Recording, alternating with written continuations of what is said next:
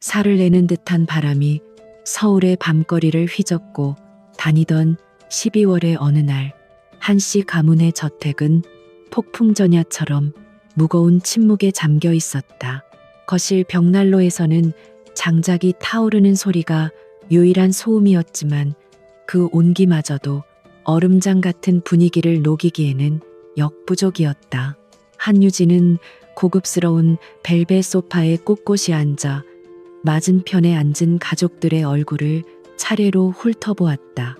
아버지 한동일 회장의 얼굴은 기대와 초조함이 뒤섞여 붉게 상기되어 있었다.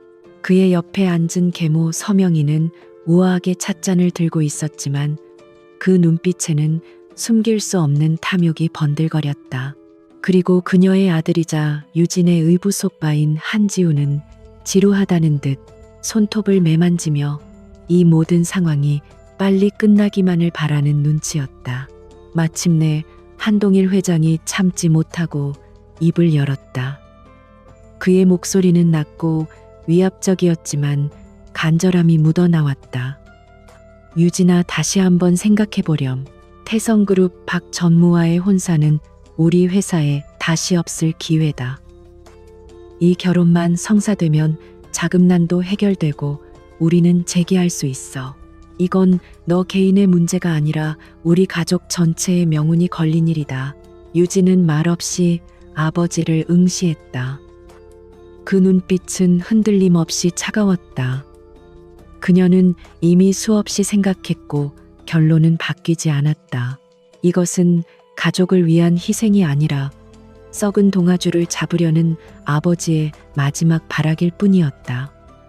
그녀는 천천히 하지만 단호하게 입을 열었다. 그녀의 목소리는 조용했지만 거실 전체를 울릴 만큼 명료했다.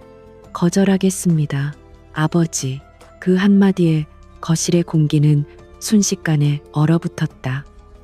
서명희가 들고 있던 찻잔을 탁 소리나게 내려놓았고 한지우는 흥미롭다는 듯 유진을 쳐다보았다. 한동일 회장의 얼굴은 믿을 수 없다는 표정으로 굳어졌다.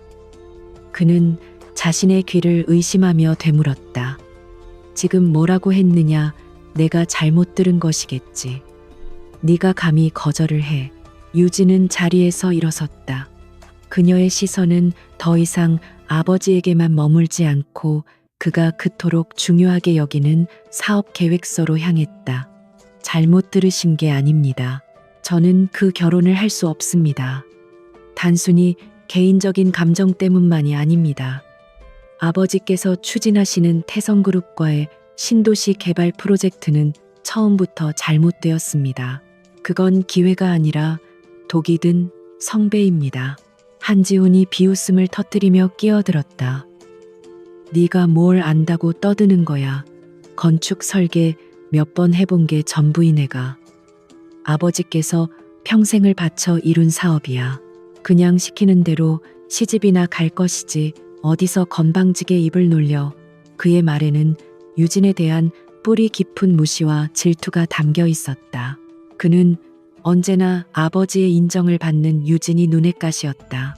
하지만 유진은 그의 비아냥에 눈 하나 깜짝하지 않았다. 그녀는 테이블 위에 놓인 두꺼운 설계도와 사업 계획서를 가리키며 전문가의 목소리로 말을 이었다. 이 계획서의 32페이지 집안 안정성 분석 보고서는 완전히 조작되었습니다. 이 지역은 연약 집안이라 대규모 고층 건물을 올리기엔 부적합합니다. 무리하게 공사를 강행하면 제2의 삼풍백화점이 되지 말란 법이 없어요. 그녀의 지적은 날카롭고 정확했다. 유진은 밤을 새워가며 아버지의 프로젝트를 검토했고 치명적인 결함들을 발견했던 것이다. 뿐만 아니라 자재납품 업체 선정 과정도 불투명하고 예상 공사 비용은 터무니없이 축소되어 있습니다. 태성그룹은 처음부터 우리 회사의 부실 공사의 책임을 모두 떠넘길 작정인 겁니다. 박 전무와의 결혼은 그저 그 계획을 위한 보험일 뿐이고요. 한동일 회장의 얼굴이 분노로 일그러졌다. 딸의 말이 모두 사실이라는 것을 그 또한 어렴풋이 알고 있었기 때문이었다. 하지만 그는 인정할 수 없었다. 여기서 물러서면 모든 것이 끝장이었다. 그는 이성을 잃고 고함을 질렀다. 닥치지 못할까? 네가 뭘 안다고 나를 가르치려 들어. 이 은혜도 모르는 것. 내가 너를 어떻게 키웠는데. 서명이가 기다렸다는 듯이 거들고 나섰다. 그녀는 손수건으로 눈가를 찍어내는 신용을 하며 말했다. 여보, 진정하세요. 유진이가 아직 어려서 뭘 몰라서 그러는 거겠죠. 집안이 이렇게 어려운데 제 한 몸 희생할 생각은 안 하고 저렇게 아버지 가슴에 대못을 박는 걸 보니 제가 다 서운하네요. 제가 낳은 자식은 아니지만 정말 친딸처럼 아꼈는데. 그 위선적인 연극에 유진은 헛웃음이 나왔다. 친딸처럼 아꼈다고 그녀가 이 집에 들어온 첫날부터 자신을 투명, 인간 취급하고 지훈의 모든 잘못을 자신에게 뒤집어 씌웠던 사람이 누구였던가. 유진은 더 이상 이 추악한 연극에 어울려줄 생각이 없었다. 그녀는 마지막으로 아버지를 향해 말했다. 저는 아버지의 야망을 위한 재물이 될 수 없습니다. 그리고 제 양심을 팔아 사람들의 목숨을 위협하는 사업에 동참할 수도 없어요. 그 말이 결정타였다. 한동일 회장은 자리에서 벌떡 일어났다. 그의 눈은 실핏줄이 터져 시뻘겋게 충혈되어 있었다. 그는 유진의 뺨을 향해 손을 휘둘렀다. 하지만 유진은 피하지 않았다. 짝하는 날카로운 파열음과 함께 그녀의 고개가 돌아갔다. 입안에서 비릿한 피맛이 느껴졌지만 그녀는 소리 한 번 내지 않고 아버지를 똑바로 노려보았다. 그 당당한 눈빛에 한동일의 분노는 극에 달했다. 내년이 끝까지 나를 능멸하는구나. 좋다. 네가 그렇게 잘났으면 내 힘으로 한번 살아봐라. 오늘부로 너는 내 딸이 아니다. 이 집에서 당장 나가. 네가 가진 모든 것을 내려놓고 몸뚱이 하나만 가지고 썩 꺼져버려. 그는 유진의 핸드백을 낚아채 그 안에 있던 지갑과 휴대폰을 거칠게 꺼내 테이블 위로 내던졌다. 그는 텅 빈 핸드백을 유진의 발치에 던지며 소리쳤다. 내가 너에게 준 모든 것이다. 학비옷, 이 집에서의 잠자리까지. 이제 그 모든 것을 회수하겠다. 다시는 내 눈앞에 나타나지 마라.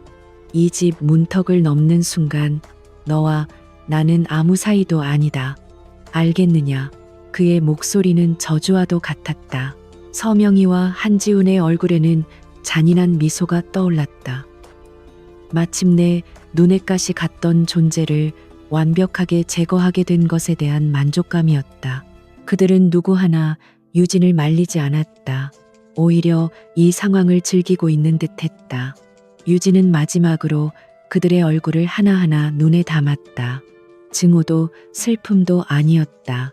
그저 깊은 환멸만이 남아있을 뿐이었다.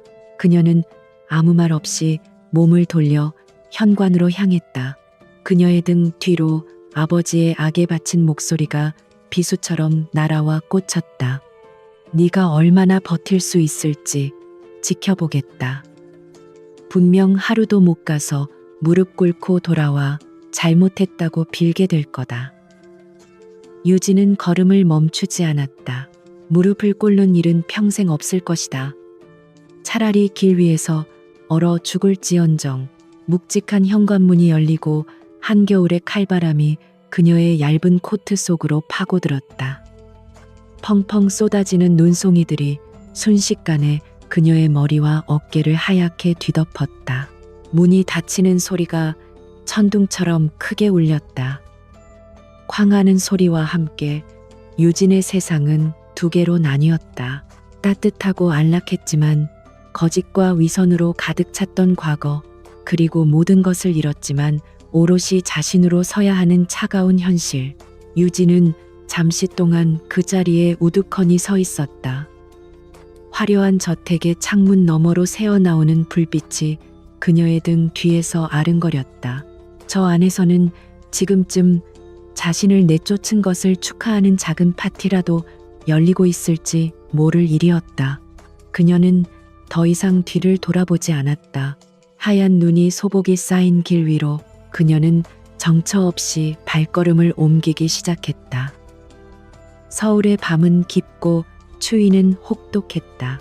가로등 불빛이 흩날리는 눈발에 반사되어 몽환적인 풍경을 만들어냈지만 유진에게는 그저 차가운 절망의 빛일 뿐이었다. 주머니에는 동전 한 푼 없었고 손에는 아무것도 없었다.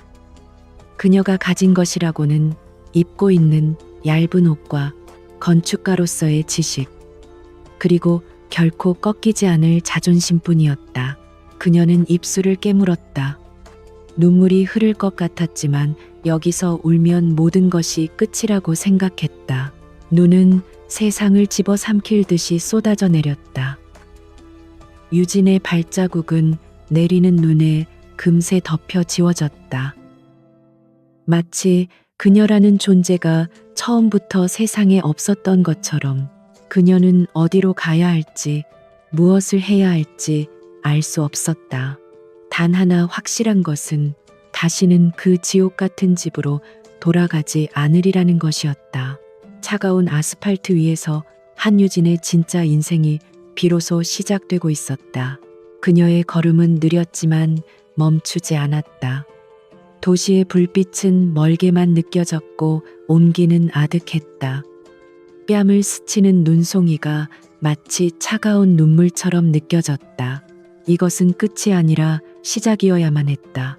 자신을 내던진 세상을 향한 처절한 복수, 그리고 자기 자신을 증명하기 위한 고독한 싸움의 시작. 그녀는 차가운 공기를 깊게 들이마셨다. 폐부 깊숙이 파고드는 냉기가 오히려 정신을 번쩍 들게 했다. 한때는 가족이라 믿었던 사람들의 얼굴이 떠올랐다. 아버지의 분노 계모의 냉소, 의부솥바의 조롱. 그 모든 것이 그녀를 더 강하게 만들었다. 그들은 그녀를 길바닥에 내버렸다고 생각하겠지만 실은 새장 속에 갇혀 있던 새를 세상 밖으로 날려보낸 것이나 다름없었다.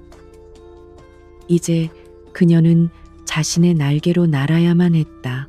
비록 그 날개가 눈보라에 찢기고 상처 입을지라도 밤이 깊어질수록 거리는 한산해졌고 유진의 그림자는 가로등 불빛 아래서 길게 늘어졌다.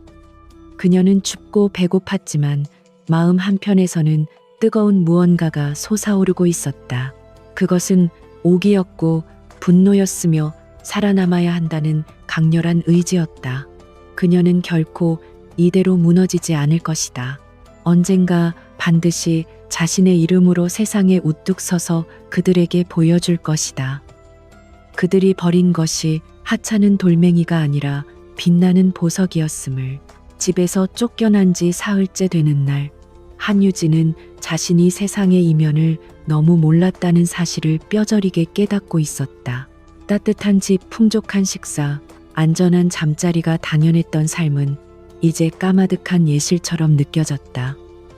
그녀는 이제 차가운 도시의 생존 법칙을 온몸으로 배워야 하는 신세가 되었다. 낮에는 사람이 많은 도서관이나 대형 서점에서 추위를 피하며 전공 서적을 읽었고, 밤에는 24시간 운영하는 패스트푸드점에서 쫓겨나지 않기 위해 몇 시간마다 저렴한 커피 한 잔을 시키며 쪽잠을 잤다. 그녀의 행색은 날이 갈수록 초라해졌다. 값비싼 코트는 이미 더러워졌고 며칠 동안 씻지 못해 퀭한 얼굴은 영락없는 노숙자의 모습이었다. 사람들은 그녀를 벌레 보듯 피하거나 경멸의 눈초리를 보냈지만 유진은 그런 시선에 아랑곳하지 않았다. 지금 그녀에게 중요한 것은 굴욕감이 아니라 생존이었다. 그리고 그 생존 의지를 지탱해주는 것은 언젠가 재기하리라는 독한 다짐이었다. 그러던 어느 날 오후 유진은 시청 앞 광장 재개발 공사 현장 앞을 무심코 지나가고 있었다. 현장 주변으로는 안전 펜스가 둘러져 있었고 그 위에는 새로운 광장의 조감도와 설계 개요가 붙어 있었다. 건축학도의 본능이었을까?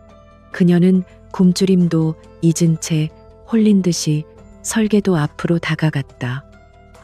그것은 그녀의 전공이자 유일한 무기였고 세상과 소통할 수 있는 유일한 언어였다. 유진은 조감도를 꼼꼼히 뜯어보기 시작했다. 시민들을 위한 휴식 공간과 문화 공간을 조화롭게 배치하려는 의도는 좋아 보였다. 하지만 그녀의 눈은 곧 설계도의 구조적인 부분으로 향했고 그 순간 미간을 살짝 찌푸렸다. 무언가 이상했다. 분수대와 지하 상가를 연결하는 중앙 계단의 하중 계산에 미세한 오류가 있어 보였다. 일반인이라면 절대 알아챌 수 없는 전문가의 눈에만 보이는 치명적인 결함이었다. 그녀는 설계 개요를 다시 확인했다. 시공사는 대형건설, 그녀의 아버지가 운영하는 한미건설의 경쟁사 중 하나였다. 아마도 공사 비용을 절감하기 위해 철근 배근을 줄이거나 값싼 자재를 사용하려는 꼼수일 터였다. 순간 유진의 머릿속에 아버지의 사업 계획서에서 보았던 조작된 데이터가 스쳐 지나갔다. 이 업계의 비리와 부패는 생각보다 깊고 광범위하게 퍼져 있었다. 유진은 잠시 망설였다. 지금의 자신은 아무런 힘도 없는 거리의 불황자일 뿐이었다. 누가 그녀의 말을 믿어주겠는가? 하지만 수많은 시민이 이용할 광장의 안전이 걸린 문제였다. 그녀의 양심이, 건축가로서의 자존심이 이대로 지나치는 것을 용납하지 않았다. 그녀는 결심을 굳히고 현장 사무소의 문을 두드렸다. 안에서는 인부들의 거친 목소리와 웃음소리가 들려왔다. 잠시 후 험상궂은 인상의 현장 소장이 문을 열고 나타났다. 그는 유진의 남루한 행색을 위아래로 훑어보더니 노골적으로 불쾌한 표정을 지었다. 웬 여자야, 여긴 왜 왔어? 구걸하려면 다른 데 가서 알아봐. 그의 목소리는 차갑고 모욕적이었다. 유진은 그의 무례한 태도에 움츠러들지 않고 또렷한 목소리로 말했다. 저는 건축을 전공한 사람입니다. 밖에 붙어 있는 설계도를 봤는데 중앙계단 구조 설계에 심각한 문제가 있는 것 같습니다. 하중 계산이 잘못되었어요. 이대로 시공하면 나중에 큰 사고로 이어질 수 있습니다. 현장 소장은 어이가 없다는 듯 코웃음을 쳤다. 뭐 설계 문제, 당신 같은 사람이 뭘 안다고 떠들어. 대한민국 최고의 전문가들이 설계한 거야. 괜한 소리 하지 말고 썩 꺼져. 바쁜 사람들 방해하지 말고. 그는 문을 닫으려고 했다. 하지만 유진은 포기하지 않고 한 발 더 다가서며 구체적인 수치를 들어가며 문제점을 다시 한번 지적했다.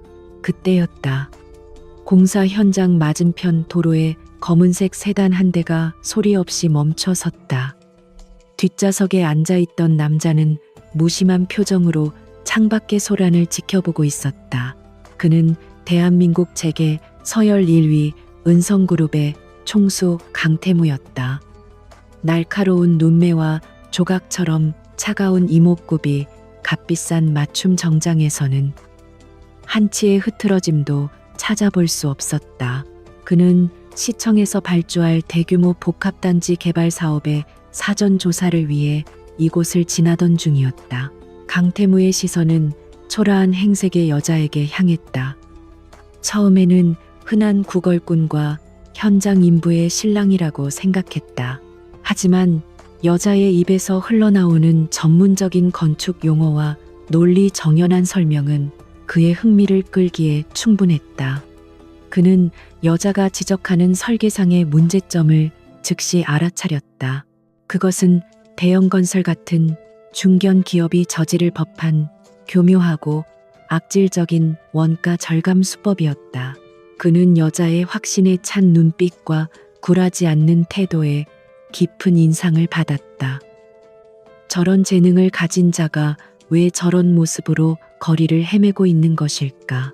강태무는 운전석에 앉은 김 비서에게 낮은 목소리로 지시했다. 김비서, 저 여자에 대해 알아봐. 이름, 나이, 경력, 지금 왜 저러고 있는지까지 사소한 것 하나도 놓치지 말고 전부. 김비서는 짧게 알겠습니다. 회장님이라고 대답하고는 즉시 움직이기 시작했다. 결국 유진은 현장 소장에게 멱살을 잡힌 채 쫓겨나고 말았다. 그녀는 바닥에 주저앉아 흙먼지가 묻은 손을 내려다보았다.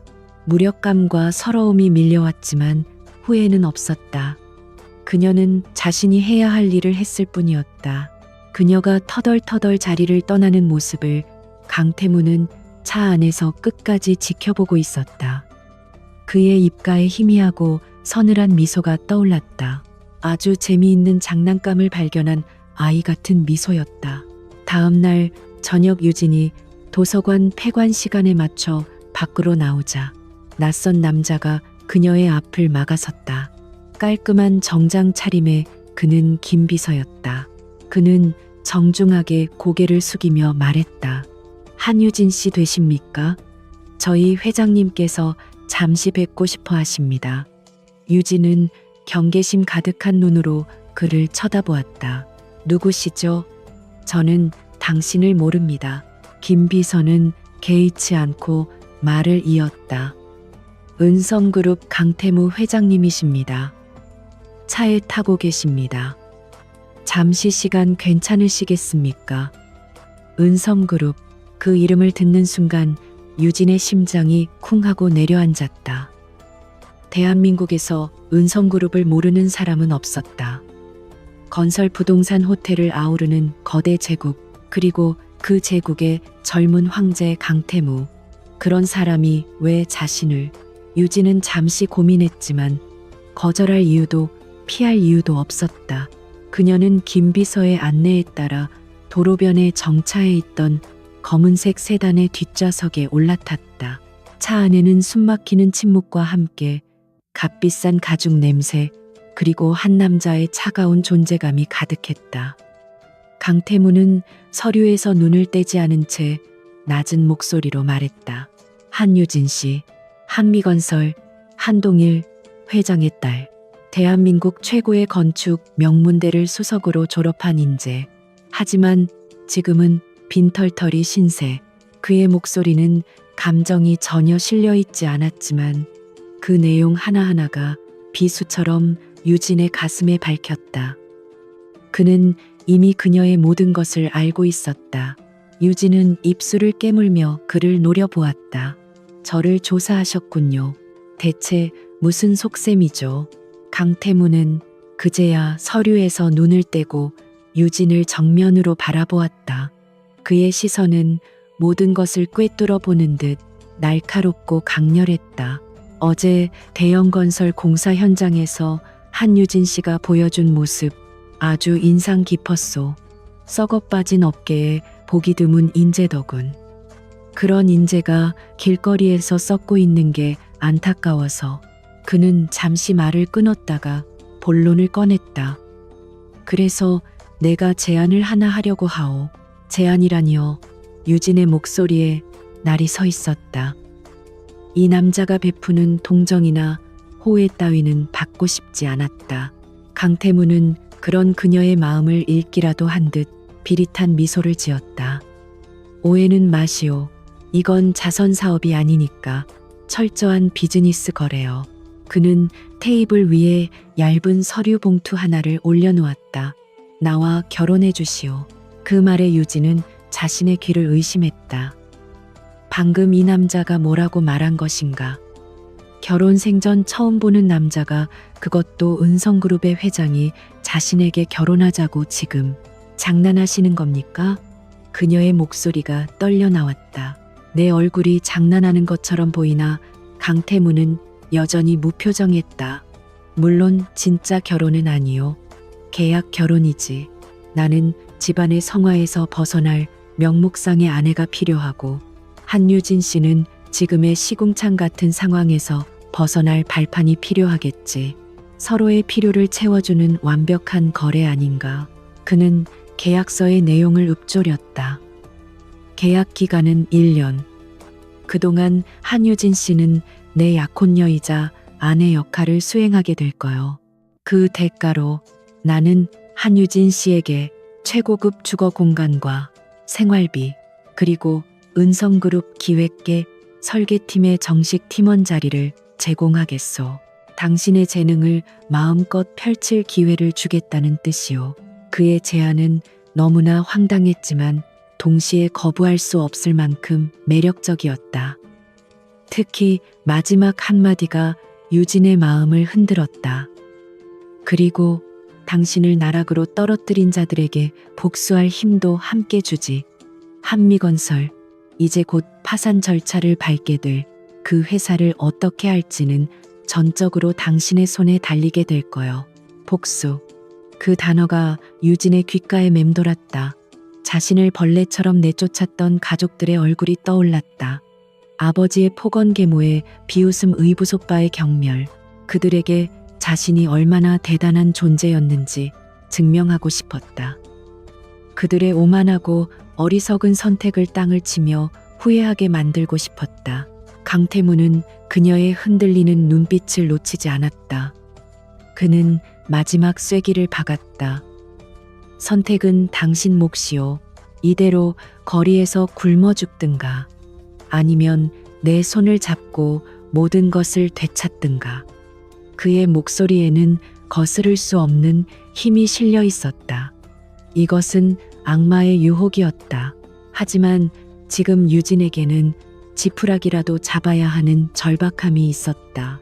유진은 떨리는 손으로 계약서를 집어들었다. 그녀는 한참 동안 말없이 계약서를 내려다보았다. 이것은 자신의 영혼을 파는 계약일지도 모른다. 하지만 그녀는 이미 모든 것을 잃었다. 더 이상 잃을 것도 두려울 것도 없었다. 그녀는 결심한 듯 고개를 들고 강태무의 눈을 똑바로 쳐다보며 말했다. 좋아요. 그 제안 받아들이겠어요. 그 대답을 듣는 순간 강태무의 입가에 짙은 만족의 미소가 번졌다. 그는 손을 내밀었다. 환영하오, 한유진 씨. 아니, 나의 약혼녀. 유진은 잠시 망설이다가 그의 손을 맞잡았다. 남자의 손은 크고 단단했으며 얼음처럼 차가웠다. 그 차가운 감촉이 그녀의 새로운 인생의 시작을 알리는 신호탄처럼 느껴졌다. 강태무의 검은 세단이 육중한 철문을 통과하자 한유진의 눈앞에 비현실적인 풍경이 펼쳐졌다. 잘 가꿔진 정원은 끝이 보이지 않았고 그 중앙에는 거대한 현대 미술관을 연상시키는 저택이 위용을 뽐내고 있었다. 차가운 유리와 강철, 그리고 따뜻한 느낌의 석재가 조화를 이룬 건물은 그 자체로 하나의 완벽한 예술 작품 같았다. 불과 몇 시간 전까지만 해도 차가운 길바닥을 헤매던 그녀에게 이곳은 마치 다른 행성처럼 느껴졌다. 차가 멈추자 백발이 성성하지만 허리를 꼿꼿이 세운 노인이 다가와 공손하게 차문을 열었다. 강태무가 그를 향해 짧게 고갯짓을 하며 말했다. 박 집사네 손님이다. 당분간 이곳에서 지낼 한유진 씨야. 박 집사라 불린 노인의 시선이 잠시 유진에게 머물렀다. 그 눈빛은 날카롭게 그녀의 모든 것을 훑는 듯 했지만 이내 부드러운 미소로 바뀌었다. 한유진 아가씨 오신 것을 환영합니다. 저는 이 댁의 모든 살림을 총괄하는 박성준입니다. 유진이 차에서 내리자 미리 대기하고 있던 사용인들이 일제히 허리를 숙여 인사했다. 그들의 절도 있는 모습에 유진은 자신이 마치 연극 무대의 주인공이 된 것 같은 착각에 빠졌다. 이 모든 것이 너무나 낯설고 부담스러웠다. 강태무는 그런 그녀의 어색함에는 아랑곳하지 않고 저택 안으로 성큼성큼 걸어 들어갔다. 안내해드려 필요한 모든 것을 제공하고 불편함이 없도록 해. 박 집사는 유진을 이끌고 광활한 거실을 지나 2층으로 향했다. 대리석 바닥은 거울처럼 반짝였고 높은 천장에는 거대한 샹들리에가 보석처럼 빛나고 있었다. 유진이 머물게 될 방은 방이라는 단어가 무색할 정도의 스위트룸이었다. 넓은 침실과 서재, 그리고 창밖으로 서울의 야경이 한눈에 들어오는 테라스까지 갖추고 있었다. 박 집사는 드레스룸의 문을 열었다. 그 안에는 머리부터 발끝까지 그녀의 사이즈에 맞춰 준비된 듯한 수십 벌의 옷과 구두 가방들이 가지런히 진열되어 있었다. 회장님께서 미리 준비하도록 지시하셨습니다. 혹 마음에 들지 않으시면 언제든 말씀하십시오. 바로 새로 준비해드리겠습니다. 그의 목소리는 더없이 정중했지만 유진은 그 속에서 미묘한 거리감을 느꼈다. 그는 테이블 위에 놓인 검은색 카드 한 장을 가리키며 말했다. 이것은 아가씨께서 자유롭게 사용하실 수 있는 카드입니다. 한도는 없습니다. 그리고 이것은 아가씨의 새로운 휴대폰입니다. 필요한 모든 연락처는 저장되어 있습니다. 모든 것이 완벽하게 준비되어 있었다. 그녀는 그저 이 완벽한 무대 위에서 강태무의 약혼녀라는 역할을 연기하기만 하면 되는 것이었다. 그날 저녁 유진은 거대한 식탁에서 강태무와 마주 앉아 식사를 했다. 수십 명은 앉을 수 있을 법한 긴 테이블의 양끝에 두 사람은 멀찍이 떨어져 앉았다. 최고급 코스 요리가 차례로 나왔지만 음식의 맛을 거의 느낄 수 없었다.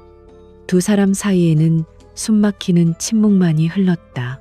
강태무는 식사를 하는 동안에도 태블릿 PC에서 눈을 떼지 않았다. 그는 유진과 같은 공간에 있었지만 그가 속한 세계는 전혀 다른 곳인 듯했다. 긴 침묵 끝에 강태무가 처음으로 입을 열었다. 그의 시선은 여전히 태블릿에 고정되어 있었다. 내일 아침 9시까지 은성그룹 본사 32층 기획 설계팀으로 출근하도록 김 비서가 로비에서 기다리고 있을 거요. 그게 전부였다. 안부를 묻거나 오늘 하루가 어땠는지에 대한 질문 같은 것은 없었다. 철저히 사무적이고 기능적인 대화. 유진은 짧게 알겠습니다라고 대답했다.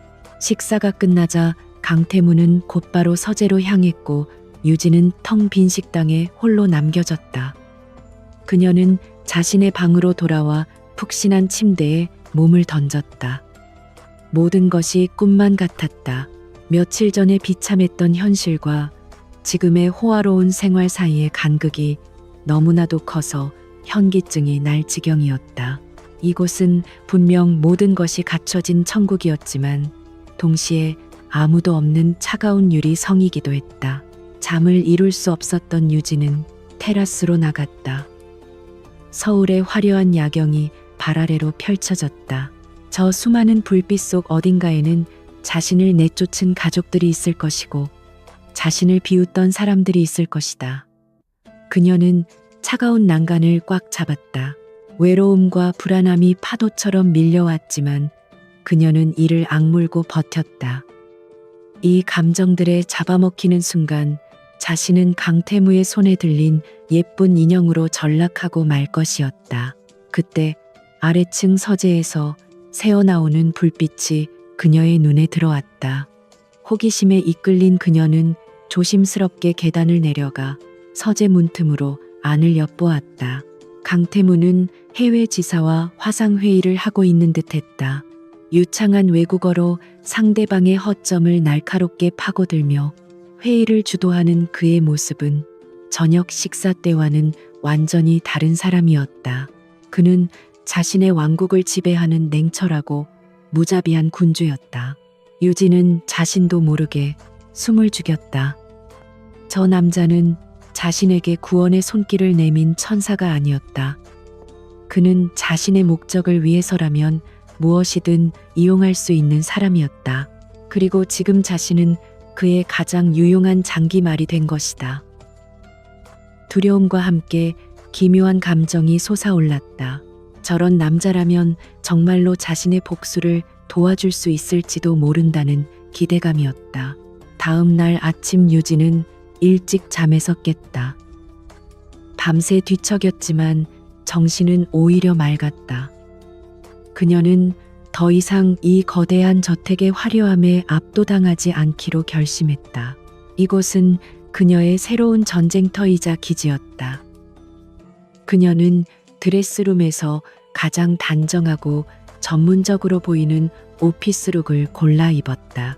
어설픈 신데렐라가 아니라 실력 있는 건축가 한유진으로 보이고 싶었다.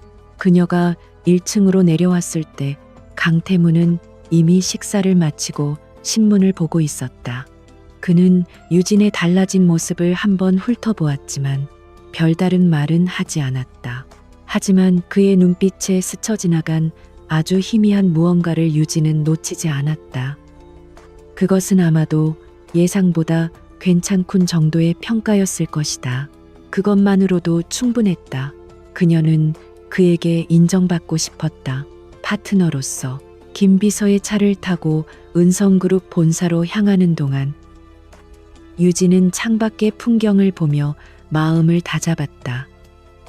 오늘부터 그녀의 인생 2막이 시작된다. 강태무의 약혼녀라는 허울뿐인 타이틀이 아니라 오직 자신의 실력으로 증명하고 살아남아야 하는 진짜 전쟁터로 들어가는 것이다. 그녀는 두렵지 않았다. 오히려 심장이 뛰었다. 자신을 짓밟았던 세상의 중심부로 이제 당당하게 걸어 들어갈 차례였다. 강태무의 유리성은 차갑고 외로운 곳이었지만 동시에 최고의 무기와 방패를 제공해주는 요새이기도 했다. 유진은 이 성의 주인이 될 생각은 없었다. 하지만 이 성이 제공하는 모든 것을 이용해 자신의 날개를 되찾을 생각이었다. 그리고 언젠가 자신의 힘으로 훨훨 날아오를 것이다. 아무도 그녀를 가둘 수 없는 더 높은 곳으로. 그녀의 눈빛은 그 어느 때보다 단단하고 차갑게 빛나고 있었다. 다음 날 아침 한유진은 은성그룹 본사 로비에 들어서는 순간 거대한 권력의 중심부에 와 있다는 것을 실감했다. 하늘을 찌를 듯 솟은 빌딩의 내부는 온통 차가운 유리와 빛나는 금속으로 이루어져 있었고 바쁘게 오가는 직원들의 모습에서는 한치의 흐트러짐도 찾아볼 수 없었다. 모든 것이 완벽하게 통제되고 움직이는 거대한 기계의 심장부 같았다. 김 비서는 약속된 장소에서 그녀를 기다리고 있었고 그는 유진을 32층에 위치한 기획설계팀으로 안내했다. 엘리베이터가 열리고 기획설계팀 사무실의 유리문이 열리는 순간 모든 직원들의 시선이 일제히 유진에게로 쏠렸다. 그들의 눈빛에는 노골적인 호기심과 경계심 그리고 약간의 적대감마저 서려 있었다. 회장님의 낙하산이라는 소문은 이미 파다하게 퍼져 있었던 것이다. 김 비서는 팀을 총괄하는 박상진 부장에게 유진을 소개했다. 박 부장님, 오늘부터 함께 일하게 될 한유진 씨입니다. 회장님께서 직접 스카우트하신 인재인이 잘 부탁드립니다. 회장님이 직접 스카우트했다는 말은 오히려 독이 되었다. 박 부장은 억지 미소를 지으며 유진과 악수했지만 그의 눈은 웃고 있지 않았다. 한유진 씨 환영합니다. 우리 팀에 오신 것을 듣던 대로 미인이시군요. 그의 말에는 실력보다는 외모를 칭찬하는 듯한 교묘한 가시가 숨어 있었다. 그는 사무실 가장 구석 창문도 없는 자리를 손가락으로 가리키며 말했다. 자리는 저쪽을 쓰시면 됩니다. 필요한 것이 있으면 최 대리에게 물어보시고요. 그것은 명백한 무시이자 따돌림의 시작이었다. 팀원들은 유진에게 제대로 된 인사를 건네는 사람 하나 없이 다시 자신의 모니터로 고개를 돌렸다. 수군거리는 소리가 여기저기서 들려왔다. 정말 회장님 약혼녀의 얼굴만 예쁜 줄 알았더니 회사까지 들어왔네. 우리 팀은 실력 없으면 못 버티는데 얼마나 갈지 궁금하다. 그들의 편견 어린 시선 속에서 유진은 묵묵히 자신의 자리에 앉아 컴퓨터를 켰다. 변명하거나 해명할 생각은 없었다. 실력으로 증명하는 것만이 유일한 방법이었다. 오전 내내 박 부장은 유진에게 아무런 업무도 지시하지 않았다. 마치 그녀가 투명 인간이라도 된 것처럼 철저히 외면했다. 점심시간이 되자 팀원들은 모두 자기들끼리 짝을 지어 나갔고 사무실에는 유진 혼자 덩그러니 남았다. 그녀는 애써 태연한 척했지만 심장이 차갑게 식는 것을 느꼈다.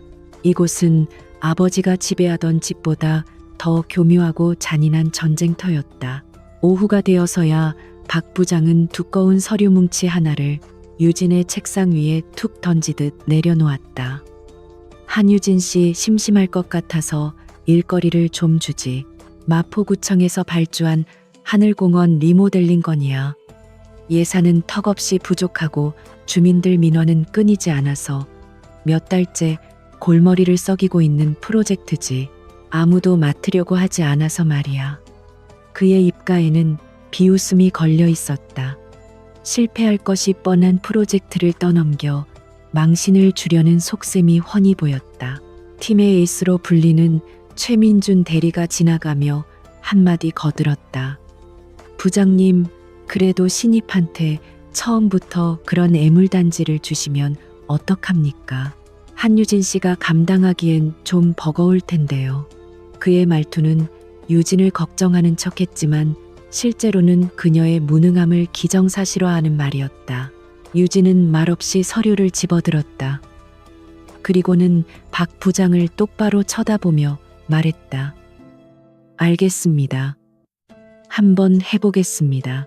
그녀의 차분하고 단호한 대답에 박 부장과 최 대리는 순간 당황한 표정을 지었다.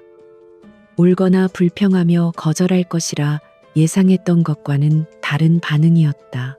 유진은 더 이상 그들의 반응에 신경 쓰지 않고 프로젝트 서류에 집중하기 시작했다. 서류를 검토할수록 상황은 생각보다 더 심각했다.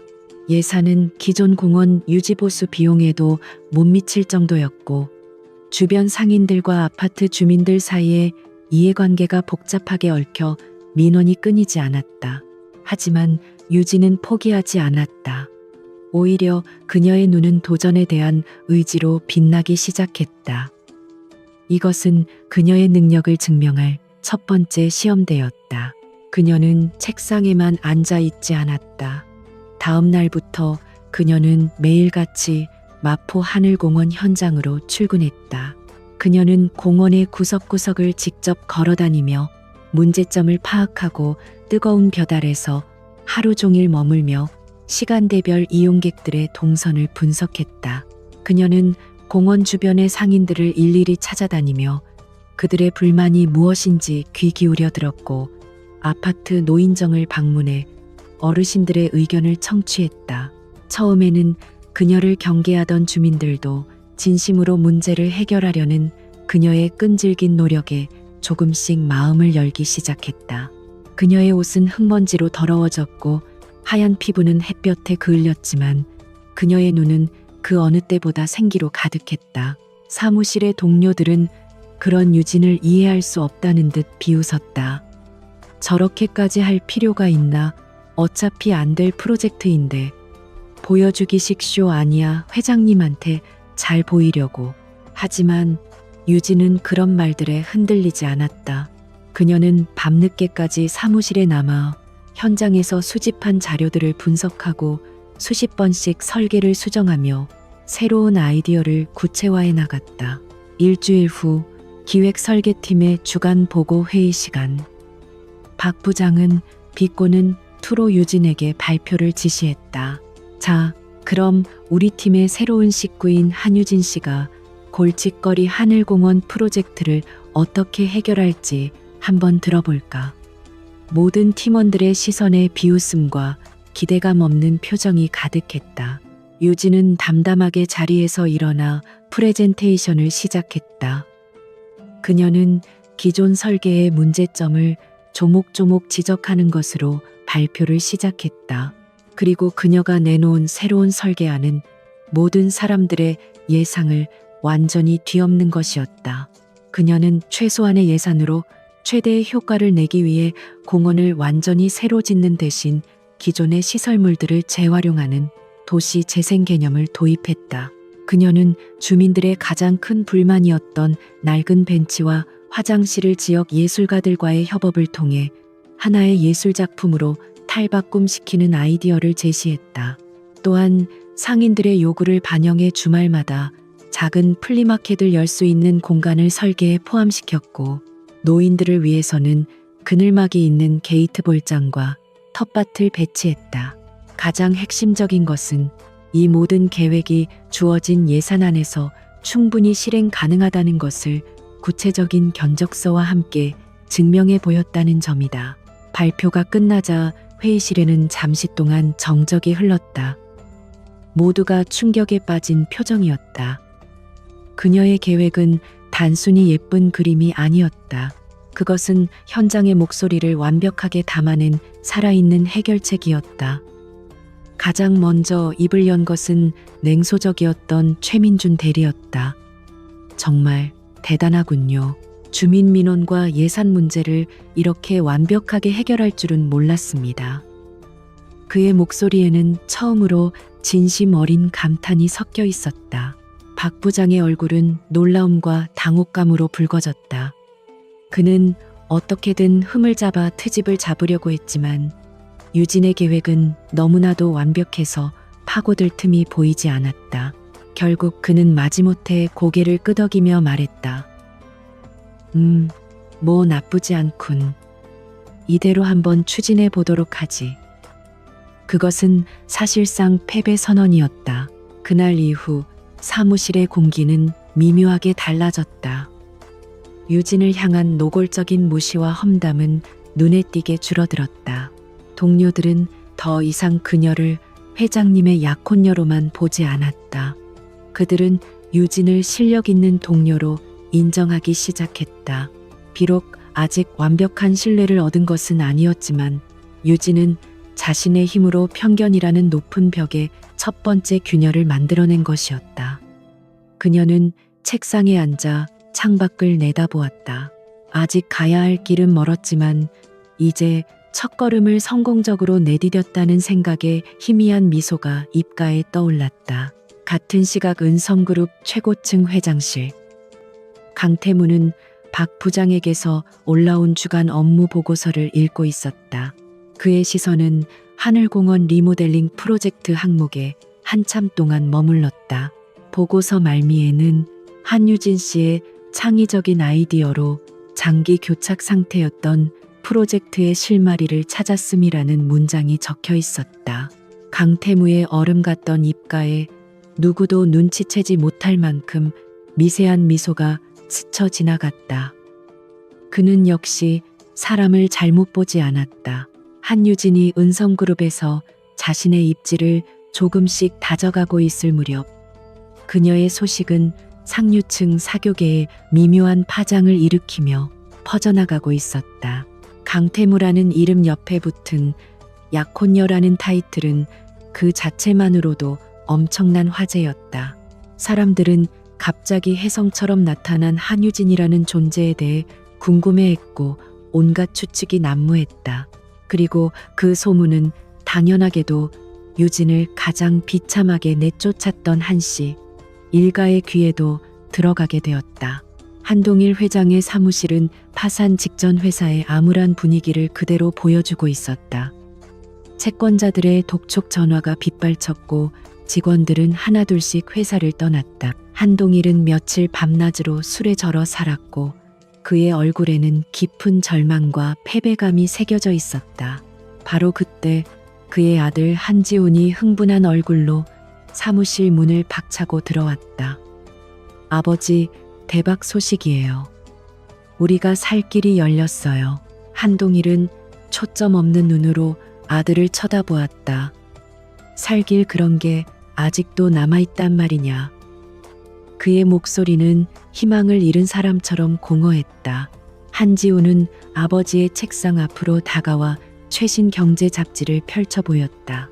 그곳에는 은성그룹 강태무 회장, 깜짝, 약혼 발표, 상대는 베일에 쌓인 건축가라는 제목의 기사가 실려 있었다. 그리고 기사 한쪽에 작게 실린 파파라치가 멀리서 몰래 찍은 듯한 흐릿한 사진 속 여자는 분명 한유진이었다. 한동일은 자신의 눈을 비볐다. 이게 어떻게 된 일이냐, 유진이가. 강태무 회장의 약혼녀라고 말도 안 돼. 그는 믿을 수 없다는 듯 소리쳤다. 그가 쓰레기처럼 내버렸던 딸이 대한민국 최고의 재벌 총수의 여자가 되어 나타난 것이다. 이 충격적인 사실 앞에서 그의 머릿속은 복잡하게 얽히기 시작했다. 분노, 질투, 그리고 이내 비굴한 희망이 싹 텄다. 옆에 서 있던 계모 서명희는 탐욕스러운 눈을 빛내며 말했다. 세상에 이게 웬 떡이에요. 그 계집애가 드디어 집안에 도움이 될 일을 하는군요. 우리가 저 애를 어떻게 키웠는데 당연히 우리한테 보답해야죠. 당장 유진이를 만나러 가요, 여보. 은성그룹에서 투자금 조금만 끌어오면 우리 회사 단번에 일어설 수 있어요. 그녀는 마치 모든 것이 해결된 것처럼 기뻐했다. 한지훈 역시 거들었다. 맞아요, 아버지. 그 야터 이제 와서 우리를 외면하진 못할 거예요. 핏줄이 어디 가겠어요. 가서 머리 좀 숙여주면 못 이기는 척 도와주겠죠. 원래 마음 약한 애잖아요. 그들의 대화 속에서 유진은 여전히 그들의 목적을 위해 이용해야 할 도구일 뿐이었다. 그들은 자신들이 유진에게 무슨 짓을 했는지 까맣게 잊은 듯했다. 며칠 후 유진은 은성그룹 본사 1층 로비에서 예상치 못한 불청객들과 마주하게 되었다. 말쑥하게 차려입었지만 어딘지 모르게 초조해 보이는 한동일과 서명희, 그리고 한지훈이 그녀의 앞을 막아선 것이다. 유진은 순간 심장이 쿵 내려앉는 것을 느꼈지만 이내 냉정을 되찾았다. 그녀는 이미 이 순간이 올 것이라고 예상하고 있었다. 그녀는 차가운 표정으로 그들을 지나치려 했다. 하지만 한지훈이 거칠게 그녀의 팔을 붙잡았다. 야, 한유진, 내 오빠가 왔는데 아는 척도 안 하냐. 네가 아주 높은 자리에 올라갔다고 눈에 뵈는 게 없나. 보지. 그의 목소리는 시기심과 열등감으로 가득 차 있었다. 유진은 그의 손을 차갑게 뿌리치며 말했다. 오빠, 제게 오빠는 없습니다. 그리고 여긴 회사입니다. 소란 피우지 마시죠. 그녀의 단호한 태도에 서명희가 나서서 가증스러운 눈물을 글썽이며 말했다. 유진아, 어떻게 우리한테 이럴 수 있니? 집 나간 뒤로 얼마나 걱정했는데. 그래도 이렇게 좋은 사람 만나서 잘 지내는 것 같아. 정말 다행이다. 우리 사이에 오해가 있었던 것 같은데 조용한 데 가서 이야기 좀 하자꾸나. 응. 그녀의 연기는 소름이 끼칠 정도로 완벽했다. 유진은 그 위선적인 모습에 속으로 비웃음을 삼켰다. 하지만 이곳은 수많은 사람들이 오가는 회사의 로비였다. 여기서 소란을 일으키는 것은 자신에게도 좋을 것이 없었다. 그녀는 결국 그들을 이끌고 근처의 한적한 카페로 향했다. 자리에 앉자마자 한동일은 본색을 드러냈다. 그는 헛기침을 몇 번 하더니 권위적인 목소리로 입을 열었다. 유진아, 아비로서 내게 먼저 사과하마. 그날은 내가 너무 흥분해서 실수를 했다. 하지만 너도 알다시피 다 집안을 걱정하는 마음에서 그런 것 아니겠느냐. 그는 뻔뻔하게 자신의 잘못을 합리화했다. 이제 다 지난 일이니 있고 가족으로서 다시 잘 지내보자. 마침 네가 좋은 인연을 만났으니 우리 한미건설도 도울 수 있는 방법이 있지 않겠느냐. 강태무 회장에게 잘 말해서 그의 말이 채 끝나기도 전에 유진이 말을 끊었다. 그녀의 목소리는 얼음장처럼 차가웠다. 도움이라니요. 제가 왜 그래야 하죠? 그녀는 한 사람 한 사람의 얼굴을 천천히 훑어보며 말을 이었다. 눈보라치던 그날 밤 저를 맨몸으로 길바닥에 내쫓으면서 다시는 가족으로 생각하지 않겠다고 하신 분이 누구셨죠? 제 모든 것을 빼앗고 하루도 못 버텨 무릎 꿇고 돌아올 거라고 저주하신 분은요. 그녀의 말 한마디 한마디가 비수가 되어 그들의 가슴에 밝혔다. 한지훈이 얼굴을 붉히며 소리쳤다. 야, 너 지금 그걸 따지자는 거야. 아버지가 사과까지 하셨잖아. 우리가 아니었으면 네가 어떻게 그 자리까지 올라갔겠어. 배은망덕한 것도 유분수지. 유진은 헛웃음을 터뜨렸다. 배은망덕 당신들이 제게 해준 게 뭔데요? 제 재능을 헐값에 팔아넘기려 했고 당신들의 실수를 덮기 위해 저를 희생양으로 삼으려 했잖아요. 저는 당신들에게 빚진 것 없습니다. 오히려 당신들이 제게 평생 갚아도 못 갚을 빚을 졌죠. 그녀의 눈빛은 더 이상 상처받은 소녀의 것이 아니었다. 그것은 모든 것을 빼앗겼던 자가 되찾은 자신의 권리를 주장하는 당당한 전사의 눈빛이었다. 바로 그때 카페 문이 열리고 익숙한 인형이 들어섰다. 강태무였다. 그는 마치 우연히 이곳을 지나가다 들른 것처럼 태연한 표정이었지만 그의 등 뒤에 선 김비서의 모습을 본 유진은 그가 모든 상황을 보고받고 일부러 찾아왔다는 것을 직감했다. 강태무는 곧장 유진의 테이블로 다가와 그녀의 어깨를 부드럽게 감싸 안았다. 그리고는 한씨 일가를 향해 차갑게 물었다. 내 약혼녀에게 무슨 볼일 들이신지. 강태무의 등장에 한동일과 그의 가족들은 쥐 죽은 듯이 조용해졌다. 그들은 자리에서 벌떡 일어나 어쩔 줄 몰라 하며 허리를 숙였다. 대한민국 재계의 황제 앞에서 그들은 한없이 작고 초라한 존재일 뿐이었다. 한동일이 더듬거리며 말했다. 아, 저 강 회장님. 저희는 그저 유진이와 가족으로서 작은 오해를 풀고 있었습니다. 강태무는 싸늘하게 웃었다. 오해, 제가 보기엔 일방적인 협박에 가까워 보이던데. 한미건설이 곧 부도위기라는 소식은 들었소. 혹시 그것 때문에 내 사람을 괴롭히는 것이라면 용납할 수 없소. 그의 목소리는 낮았지만 그 안에 담긴 위협은 서슬퍼런 칼날 같았다. 그는 유진의 어깨를 감싼 손에 힘을 주며 말했다. 유진 씨의 과거는 내가 상관할 바 아니지만 현재와 미래는 다릅니다. 앞으로는 제가 지킬 겁니다. 다시는 유진 씨를 찾아와 귀찮게 하는 일이 없었으면 좋겠군요. 그는 그 말을 끝으로 유진을 데리고 카페를 나섰다. 남겨진 한씨 일가는 사색이 된 얼굴로 그 자리에 얼어붙어 있었다.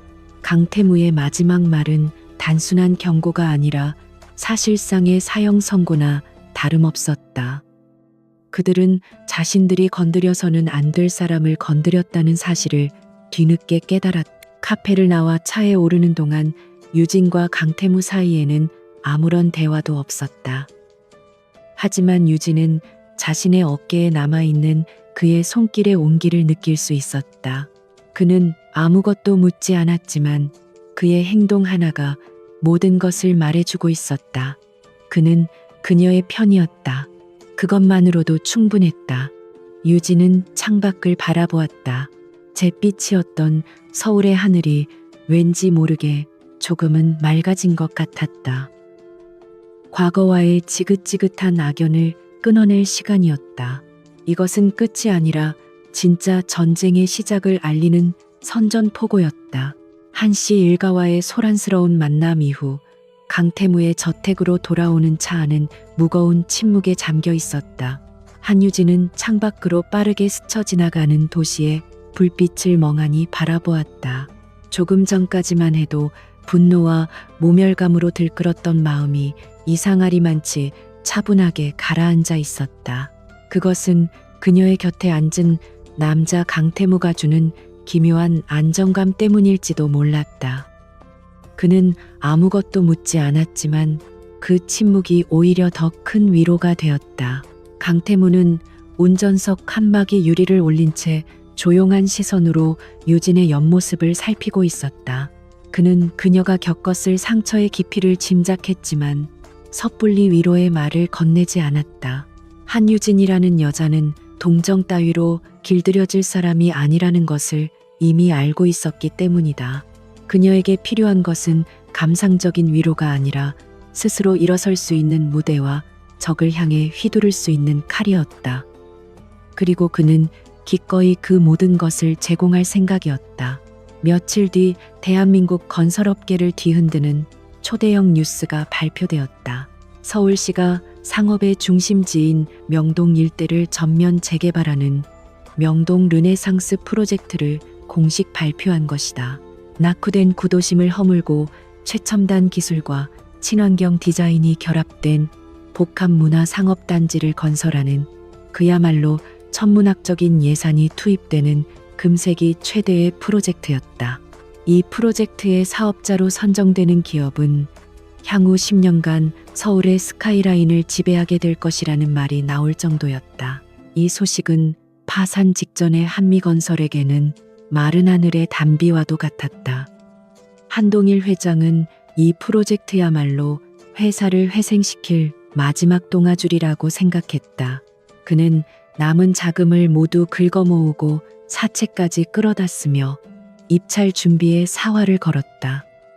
만약 이 프로젝트마저 놓친다면 한미건설은 역사 속으로 완전히 사라지게 될 터였다.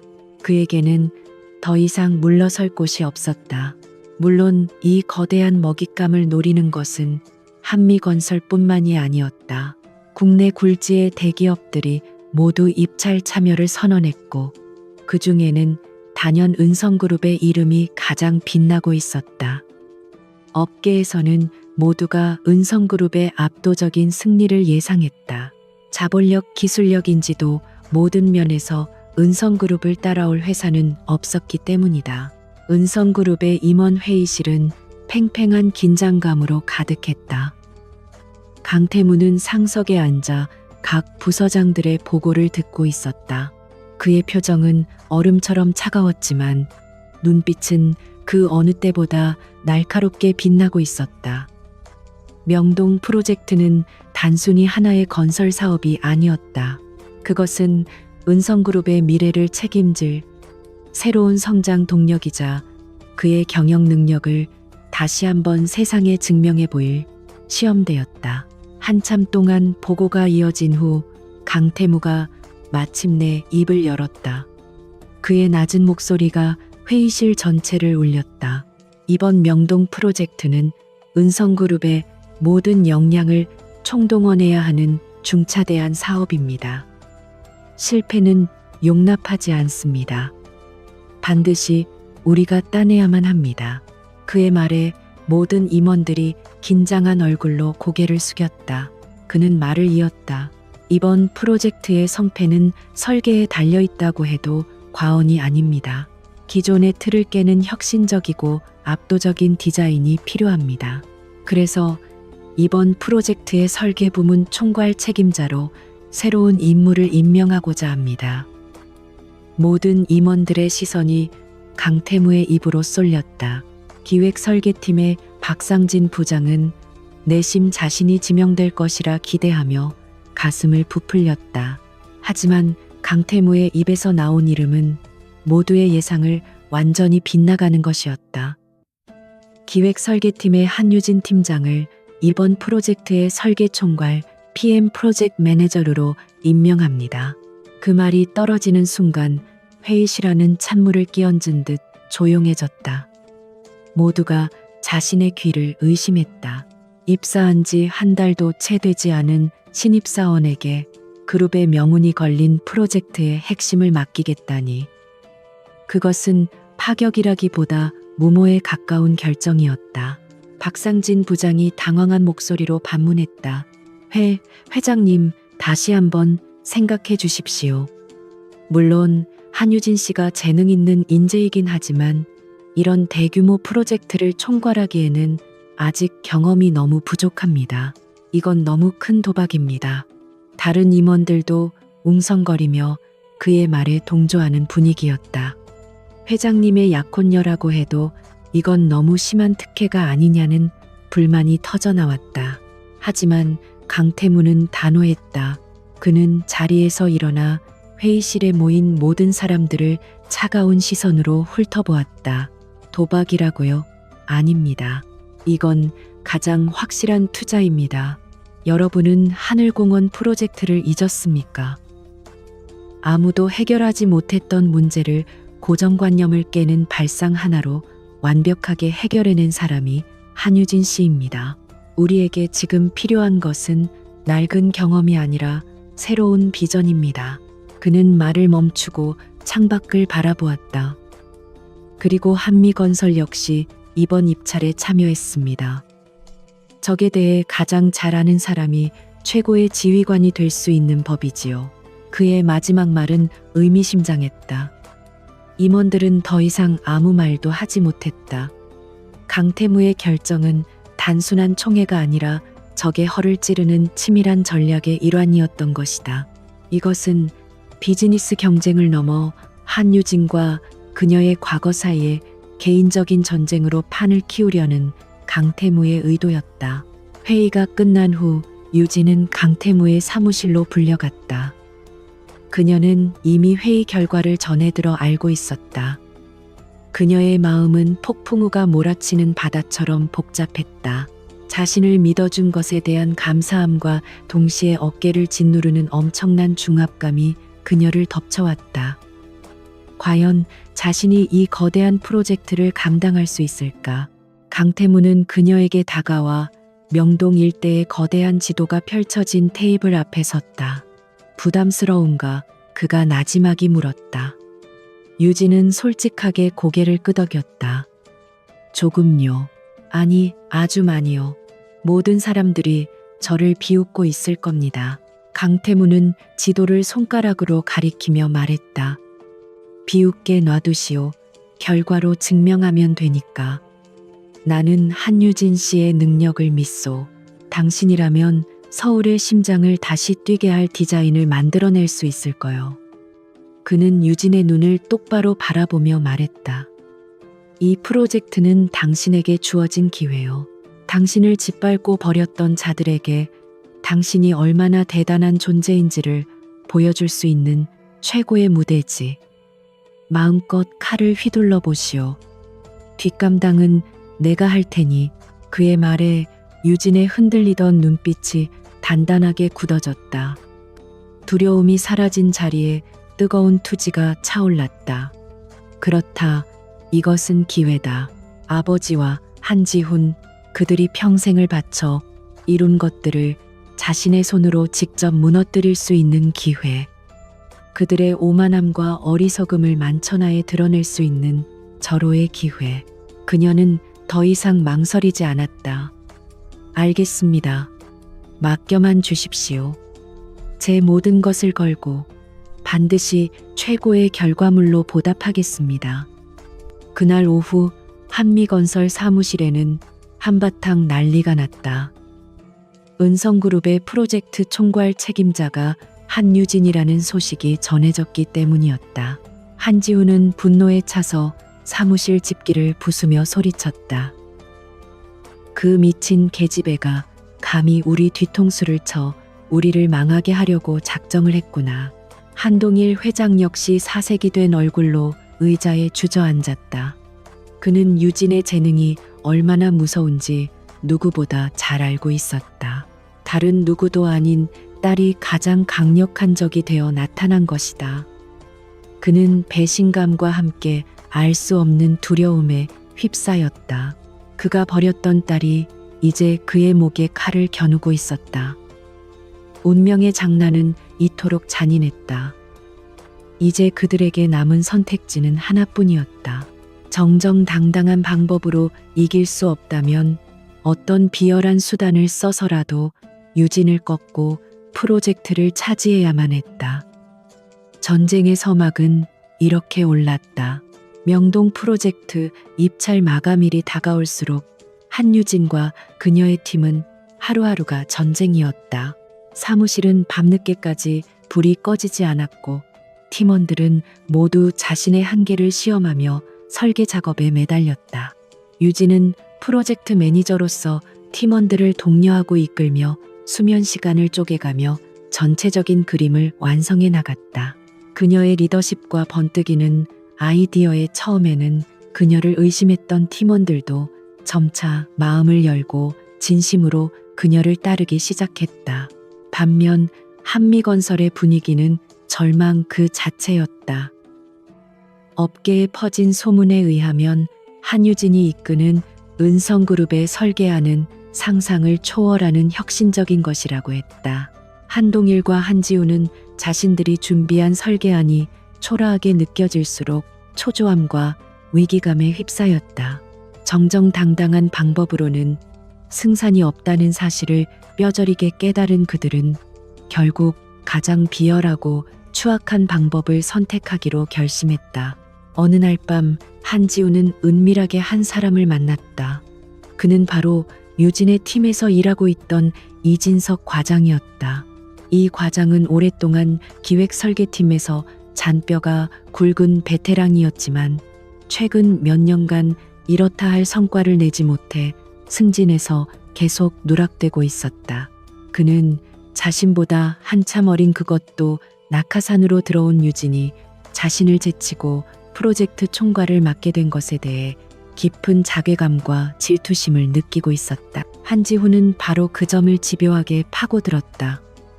그는 거액의 돈 봉투와 함께 이 과장의 자존심을 교묘하게 자극했다. 이 과장님 같은 분이 왜 저런 어린 계집애 밑에서 일하고 계십니까? 이번 일만 도와주시면 저희가 프로젝트를 따낸 후에 업계 최고의 조건으로 스카우트해드리겠습니다. 은성에서 못 이룬 부장의 꿈 저희 한미건설에서 이루게 해드리죠. 이 악마의 속삭임에 이진석 과장의 흔들리던 마음은 결국 무너지고 말았다. 그날 이후 유진의 팀에서 진행되는 모든 상황은 실시간으로 한지훈에게 보고되었다. 하지만 그들의 음모는 이미 거대한 거미줄의 감시망 안에 있었다. 강태무의 지시를 받은 김 비서는 한미건설의 자금 흐름과 한지훈의 모든 움직임을 예의주시하고 있었다. 한지훈과 이진석 과장의 비밀스러운 접선 역시 그의 눈을 피해갈 수는 없었다. 그날 저녁 강태무의 서재, 김 비서는 방금 입수한 정보를 자신의 주인에게 보고했다. 회장님 예상대로 한미건설 측에서 움직임이 있었습니다. 한지훈 상무가 우리 측 설계팀에 이진석 과장을 매수한 것으로 확인되었습니다. 설계도를 빼내려는 수작인 것 같습니다. 그의 보고를 듣는 강태무의 표정에는 아무런 변화가 없었다. 마치 처음부터 모든 것을 예상하고 있었다는 듯한 얼굴이었다. 그는 잠시 생각에 잠기더니 차가운 목소리로 지시를 내렸다. 일단 그대로 놔둬. 증거만 확실하게 확보해두고 한유진 씨에게는 아직 아무 말도 하지 마. 김 비서가 의아한 표정으로 물었다. 알겠습니다만 이대로 둔다면 우리 설계도가 통째로 유출될 위험이 있습니다. 지금이라도 이진석 과장을 강태무가 그의 말을 끊었다. 그의 눈빛이 서늘하게 빛났다. 쥐를 잡으려면 쥐구멍만 막아서는 안 돼. 쥐가 다니는 길목 전체를 파악하고 가장 방심했을 때 덫을 놓아야지. 그는 자리에서 일어나 창가로 다가갔다. 그들은 설계도만 훔치는 것에서 그치지 않을 거요. 분명 심사 과정에도 손을 쓰겠지. 나는 그들이 스스로 무덤을 파고 들어가도록 만들 생각이요. 벌레는 한 번에 뿌리까지 뽑아내야 하는 법이니까. 며칠 후 강태무는 유진을 자신의 서재로 불렀다. 그는 그녀에게 내부 첩자가 있다는 사실을 조심스럽게 알렸다. 그 소식을 들은 유진의 얼굴은 순간 하얗게 굳었다. 자신이 믿었던 팀원 중 한 명이 자신을 배신했다는 사실은 설계도가 유출될 위험보다 더 큰 충격이었다. 그녀의 눈빛이 배신감으로 흔들리는 것을 본 강태무는 그녀의 어깨를 가볍게 감싸 쥐었다. 너무 상심하지 마시오. 세상에는 당신의 재능을 시기하는 어리석은 자들이 있기 마련이니까. 중요한 것은 우리가 이 상황을 어떻게 이용하느냐는 것이오. 그의 차분한 목소리에 유진은 점차 냉정을 되찾았다. 그녀는 강태무의 눈을 바라보았다. 그의 눈에는 자신에 대한 절대적인 신뢰가 담겨 있었다. 유진은 마음을 굳혔다. 이제 감상에 젖어 있을 시간이 없었다. 강태무가 자신의 계획을 설명했다. 그들에게 미끼를 던집시다. 진짜와 거의 흡사하지만 전문가만이 알아챌 수 있는 치명적인 결함을 숨겨놓은 가짜 설계도를. 그의 입가에 잔인한 미소가 떠올랐다. 한미건설의 수준으로는 절대 그 결함을 찾아내지 못할 거요. 그들은 우리가 던져준 썩은 동아줄을 기회라고 생각하고 덥석 물겠지. 그날부터 유진과 강태무의 비밀스러운 공동작전이 시작되었다. 유진은 밤을 새워가며 2개의 설계도를 만들었다. 하나는 그녀의 모든 창의력과 열정을 쏟아부은 완벽한 진짜 설계도, 그리고 다른 하나는 겉보기에는 화려하고 그럴싸하지만 명동 지역의 특수한 집안 구조와 풍향을 고려하지 않아 특정 조건에서 구조적 안정성에 심각한 문제를 일으킬 수 있는 가짜 설계도였다. 작전은 완벽하게 맞아떨어졌다. 이진석 과장은 유진이 일부러 흘린 가짜 설계도의 최종본 파일을 훔쳐내는데 성공했고, 그것을 곧바로 한지훈에게 넘겼다.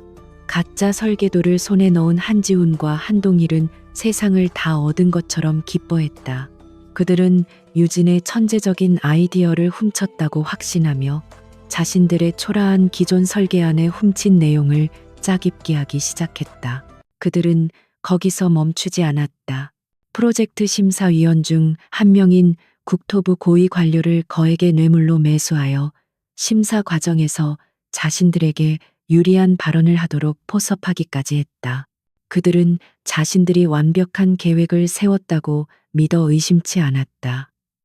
자신들이 이미 거대한 덫의 한가운데로 걸어 들어가고 있다는 사실은 까맣게 모른 채 모든 것이 그들의 계획대로 진행되는 동안 강태무의 사람들은 그들의 모든 범죄 행각을 물샐 틈 없이 기록하고 있었다. 돈이 오가는 현장, 비밀스러운 통화 내용, 심사위원을 만나는 장면까지 증거는 차곡차곡 쌓여갔고 심판의 날을 기다리고 있었다. 유진은 겉으로는 아무것도 모르는 척 자신의 팀원들과 함께 최종 프레젠테이션 준비에만 몰두했다. 하지만 그녀의 마음속에서는 폭풍전야의 고요함이 흐르고 있었다. 곧 모든 것이 끝날 터였다. 명동 프로젝트 최종 프레젠테이션을 불과 사흘 앞둔 밤은 성그룹 32층 기획설계팀 프로젝트룸은 잠들지 않는 요새와 같았다. 책상 위에는 수십 개의 에너지 드링크 캔과 식어버린 커피잔들이 널려 있었고, 팀원들은 모두 핏발선 눈으로 모니터를 응시하며 마지막 사투를 벌이고 있었다. 공기 중에는 팽팽한 긴장감과 함께 끓어오르는 열정이 기묘하게 뒤섞여 있었다.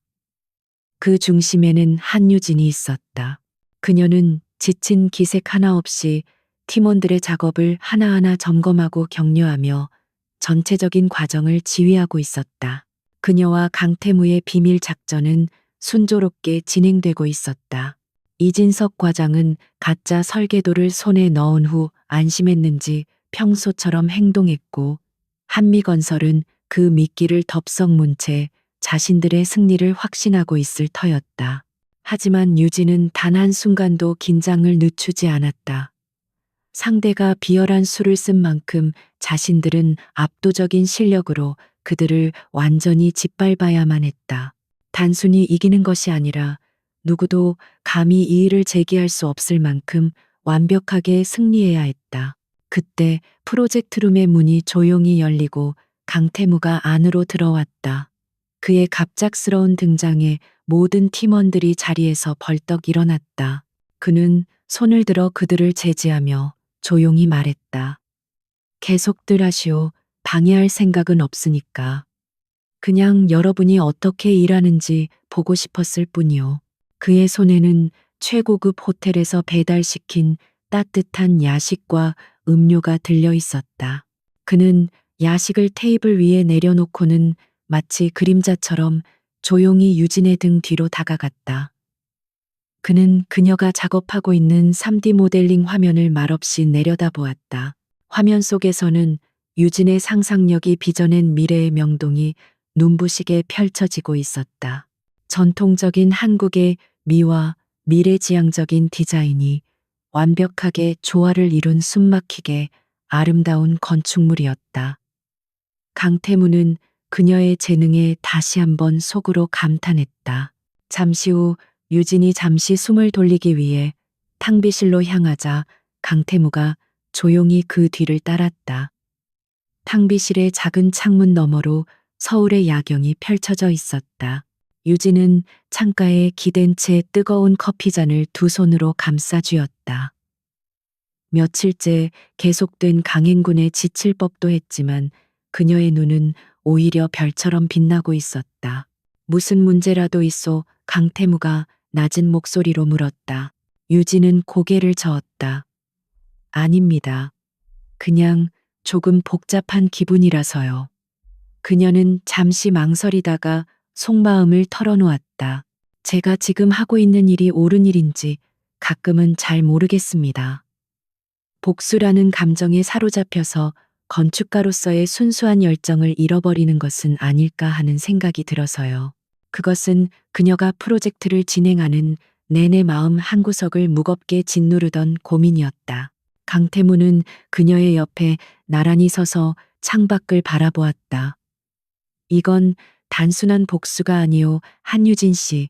이건 정의를 바로 세우는 과정이지.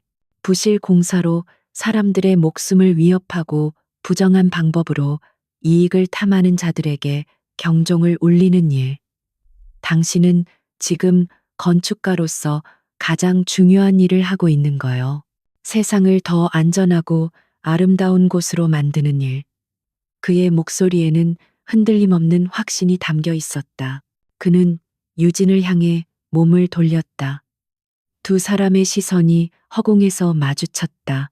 나는 당신이 내 약혼녀라서가 아니라 당신이 내가 아는 최고의 건축가이기 때문에 이 프로젝트를 맡긴 것이요.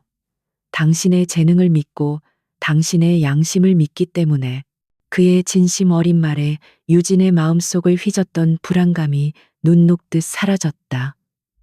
이 남자는 그녀의 재능뿐만 아니라 그녀의 영혼까지 꿰뚫어 보고 있었다. 두 사람 사이에는 잠시 동안 침묵이 흘렀다. 계약으로 시작된 관계였지만 이제 그들의 눈빛 속에는 계약서의 조항으로는 설명할 수 없는 깊은 신뢰와 미묘한 감정이 싹트고 있었다. 밤이 깊어지면서 기온이 떨어지자 얇은 블라우스 차림의 유진이 몸을 살짝 떨었다. 그 순간 강태무는 말없이 자신의 재킷을 벗어 그녀의 어깨 위에 덮어주었다. 그의 체온이 남아있는 재킷이 그녀의 몸과 마음을 따뜻하게 감싸주었다. 감사합니다. 유진의 목소리가 작게 떨렸다. 그 순간 유진의 머릿속에 섬광처럼 새로운 아이디어가 스쳐 지나갔다. 그녀는 갑자기 눈을 동그랗게 뜨고 강태무를 바라보았다. 회장님 알 것 같아요. 제가 놓치고 있던 마지막 한 조각을 찾은 것 같습니다. 그녀는 그를 이끌고 다시 프로젝트룸으로 달려갔다.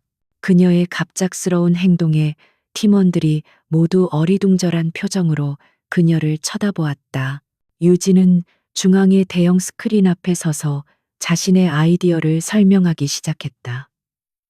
우리는 지금까지 너무 완벽한 새로움에만 집착하고 있었습니다. 하지만 명동의 진짜 가치는 역사와 현재가 공존한다는 점에 있습니다. 완전히 새로운 것을 창조하는 것이 아니라 기존의 것을 존중하며 미래를 더하는 것. 그것이 우리가 가야 할 방향입니다. 그녀는 설계도의 일부를 수정하기 시작했다.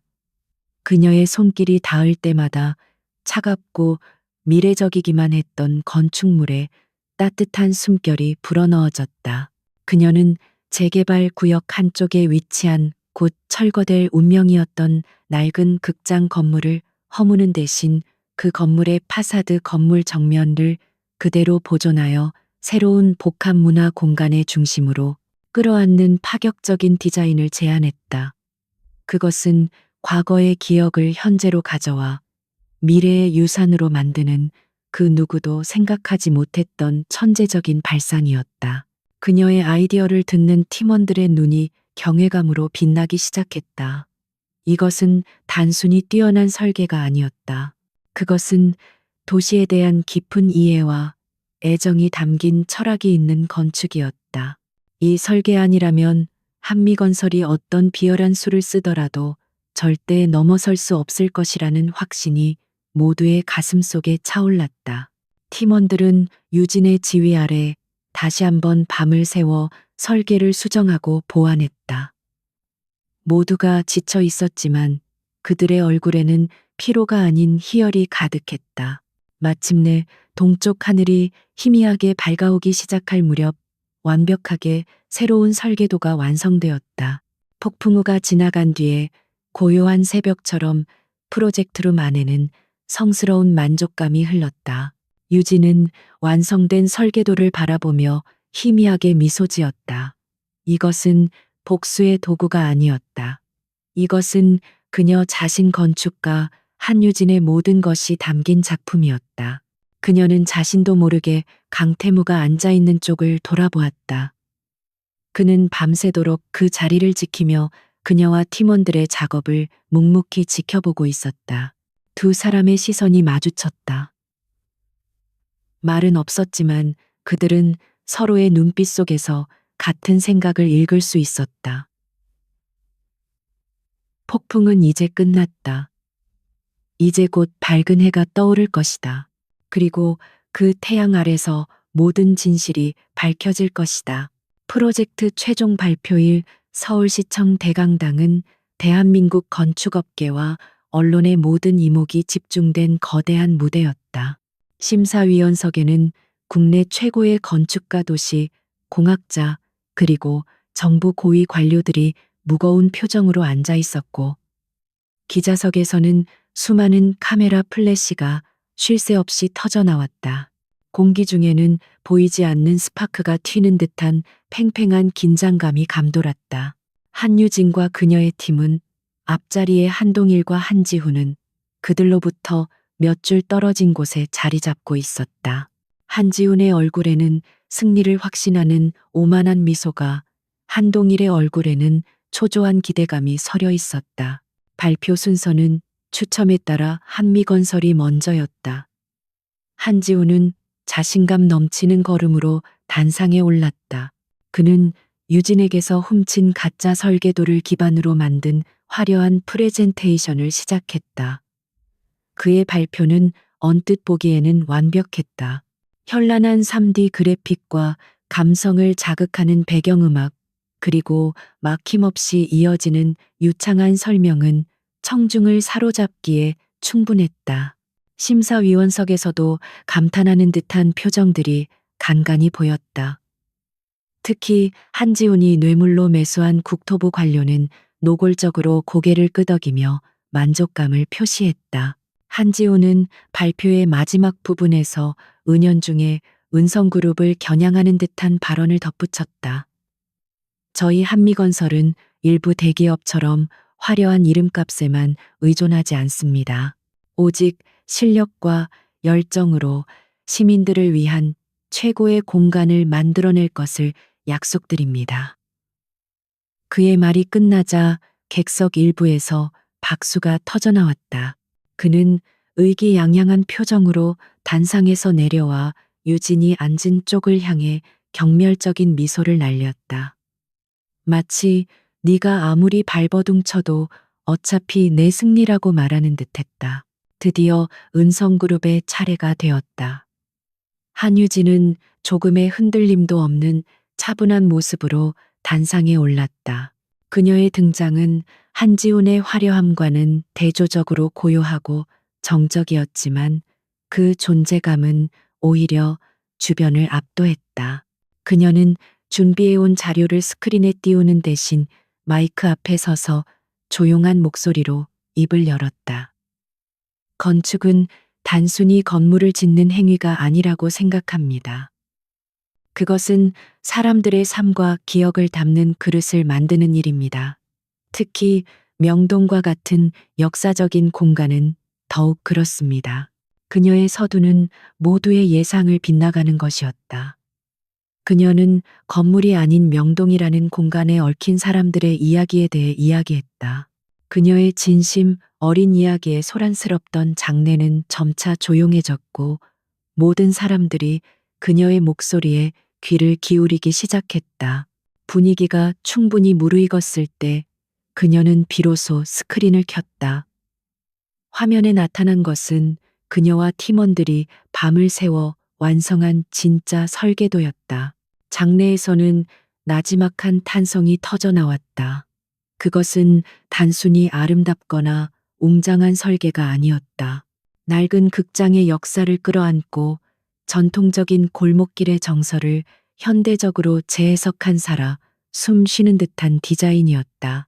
한지훈이 발표한 설계안이 잘 만든 모조품 보석이었다면 유진의 것은 수억 년의 시간을 품은 진짜 다이아몬드와 같았다. 심사위원들의 표정이 급격하게 변하기 시작했다. 그들의 눈은 경이로움으로 가득 찼다. 한지훈과 한동일의 얼굴은 하얗게 질려갔다. 저것은 자신들이 훔친 설계도와는 완전히 다른 차원이 다른 결과물이었다. 그들은 그제야 자신들이 함정에 빠졌다는 것을 어렴풋이 깨닫기 시작했다. 유진은 완벽한 프레젠테이션을 마친 후 마지막으로 스크린에 두 개의 설계도를 나란히 띄웠다. 하나는 자신의 것, 다른 하나는 조금 전 한미건설이 발표했던 설계도였다. 그녀는 차분한 목소리로 말을 이었다. 마지막으로 기술적인 검토 사항 한 가지를 덧붙이고자 합니다. 그녀는 한미건설의 설계도를 가리키며 말했다. 이 설계안은 언뜻 보기엔 매우 혁신적이지만 치명적인 구조적 결함을 안고 있습니다. 명동 지역의 특정 집안 진동 주기와 고층 빌딩 사이에서 발생하는 와류 현상이 결합될 경우 건물 전체에 공진 현상을 일으켜 붕괴 위험을 초래할 수 있습니다. 그녀의 말은 폭탄 선언과도 같았다. 건축 전문가들로 구성된 심사위원들은 경악을 금치 못했다. 유진이 제시한 데이터와 시뮬레이션 결과는 너무나도 명백하고 논리적이어서 반박의 여지가 없었다. 한지훈이 훔친 가짜 설계도에 유진이 심어놓은 치명적인 함정이 마침내 그 모습을 드러낸 순간이었다. 사기야, 저 여자가 우리를 모함하는 거야. 한지훈이 자리에서 벌떡 일어나 미친 사람처럼 소리쳤다. 바로 그때였다. 강당의 모든 대형 스크린이 갑자기 지지직거리더니 프레젠테이션 화면이 아닌 다른 영상으로 바뀌었다. 화면에 나타난 것은 한지훈이 이진석 과장을 만나 돈 봉투를 건네는 장면, 국토부 관료와 은밀하게 만나 거래하는 장면이 담긴 CCTV 영상과 녹취록이었다. 이 모든 것을 객석 뒤편에서 무표정하게 지켜보고 있던 강태무가 김 비서에게 눈짓을 한 결과였다. 장내는 순식간에 아수라장이 되었다. 기자들의 카메라 플래시가 미친 듯이 터져 나왔고 사람들의 경악과 분노의 찬 목소리가 강당을 가득 메웠다. 화면에는 한미건설의 비자금 내역과 뇌물수수 증거인 계좌이체 내역까지 낱낱이 공개되었다. 한지훈은 얼굴이 사색이 되어 아니야, 저건 조작이야 라고 외쳤지만 그의 목소리는 거대한 소음 속에 묻혀버렸다. 아버지 한동일은 충격을 이기지 못하고 의자에 쓰러져 버렸다. 강당의 뒷문이 활짝 열리며 굳은 표정의 검찰 수사관들이 들이닥쳤다. 그들은 곧장 단상으로 향해 망연자실해 있는 한지훈과 심사위원석에서 벌벌 떨고 있는 국토부 관료에게 다가가 차가운 수갑을 채웠다. 한지훈 씨, 당신을 업무상 배임 및 뇌물 공여 혐의로 긴급 체포합니다. 모든 것이 한 편의 잘 짜인 연극처럼 순식간에 일어났다. 오만했던 자들의 제국이 만인의 앞에서 처참하게 무너져 내리는 순간이었다. 모든 소란이 끝난 후 단상 위에는 한유진만이 홀로 우두커니 서 있었다. 그녀의 얼굴에는 승자의 기쁨이나 통쾌함 대신 깊은 허탈감과 슬픔이 섞인 복잡한 표정이 어려 있었다. 길고 길었던 전쟁이 마침내 끝난 것이다. 그때 강태무가 수많은 인파를 해치고 그녀에게로 다가왔다. 그는 아무 말 없이 그녀의 옆에 섰다. 수많은 카메라가 두 사람을 향해 있었지만 그들의 눈에는 오직 서로만이 보일 뿐이었다. 그는 유진을 향해 나지막이 말했다. 이제 다 끝났소. 당신이 이겼소. 그의 목소리에 담긴 따뜻한 위로에 유진은 애써 참아왔던 눈물을 조용히 흘렸다. 그날의 충격적인 사건은 대한민국 전체를 뒤흔들었다. 언론은 연일 명동 프로젝트의 극적인 반전과 한미건설의 몰락에 대한 기사를 쏟아냈다. 설계도 절취, 뇌물, 공여, 비자금, 조성 등 한씨 일가의 추악한 범죄 행각은 양파 껍질처럼 벗겨져 만천하에 드러났다. 한동일 회장은 모든 혐의를 인정하고 구속되었으며 그의 오만했던 제국 한미건설은 역사의 뒤안길로 허무하게 사라졌다. 한지훈과 서명희 역시 법의 엄중한 심판을 피할 수 없었다. 그 떠들썩한 몰락의 반대편에는 새로운 신화의 탄생이 있었다. 한유진이라는 이름은 하루아침에 대한민국 건축계의 가장 뜨거운 아이콘으로 떠올랐다. 그녀의 프레젠테이션 영상은 인터넷을 통해 퍼져나가며 수백만 건의 조회수를 기록했고 사람들은 그녀의 천재적인 재능과 불의에 맞선 용기에 열광했다. 각종 언론 매체에서 인터뷰 요청이 쇄도했지만 유진은 그 모든 것을 정중히 거절하고 조용히 자신의 자리로 돌아왔다. 사건이 마무리된 며칠 후 유진은 강태무의 저택 정원을 홀로 거닐고 있었다. 길고 길었던 폭풍이 지나간 뒤에 고요함 속에서 그녀는 비로소 자신을 돌아볼 시간을 가질 수 있었다. 복수는 끝났다. 하지만 그녀의 마음속에 남은 것은 통쾌함보다는 깊은 공허함과 연민이었다. 한때는 가족이었던 그들의 비참한 마지막 모습이 자꾸만 눈앞에 어른거렸다. 그녀는 그들을 용서할 수는 없었지만 그들을 향한 증오 역시 눈 녹듯이 사라져버렸음을 깨달았다. 그때 뒤에서 익숙한 발걸음 소리가 들려왔다. 강태무였다. 그는 아무 말 없이 그녀의 옆에 나란히 서서 함께 노을지는 하늘을 바라보았다. 한참의 침묵이 흐른 후 그가 먼저 입을 열었다. 이제 당신을 얽매고 있던 과거는 모두 사라졌소. 앞으로는 당신만을 위한 삶을 살아가면 돼. 그의 목소리는 그 어느 때보다 따뜻하고 부드러웠다. 유진은 희미하게 미소 지으며 고개를 끄덕였다. 알고 있어요. 회장님 덕분이에요. 혼자서는 절대 해내지 못했을 거예요. 정말 감사합니다. 그녀의 목소리에는 진심 어린 감사가 담겨 있었다. 그녀에게 그는 단순한 조력자나 계약 파트너가 아니었다. 그는 절망의 나락에서 자신을 건져 올려준 구원자였고 차가운 세상 속 유일한 버팀목이었다. 강태무는 그녀를 향해 몸을 돌렸다. 그의 깊은 눈이 유진을 오롯이 담고 있었다. 이제 그 호칭은 그만둘 때가 된 것 같은데 그는 품 안에서 서류 한 장을 꺼내 들었다. 그것은 1년 전 두 사람이 처음 만났던 그날 밤에 작성했던 차가운 결혼 계약서였다. 그는 유진이 보는 앞에서 그 계약서를 천천히 그리고 망설임 없이 반으로 찢었다.